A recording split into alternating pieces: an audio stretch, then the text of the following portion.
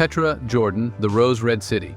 Petra, known as the Rose Red City for its pink-hued sandstone cliffs, is an architectural marvel carved into rock by the ancient Nabateans over 2,000 years ago.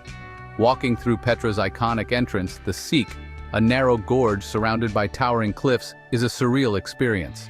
As you navigate the Seek, anticipation builds until the treasury or Alcazne emerges with its grand columns and intricate carvings. The treasury is just the beginning. Petra was the Nabatean capital, a hub of trade connecting Arabia, Egypt, and the Levant.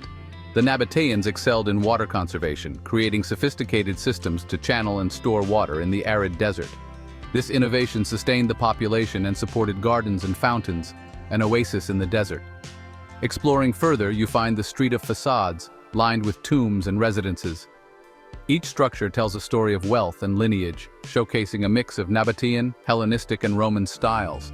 The grandeur reflects the importance of the deceased, with the finest tombs reserved for the elite.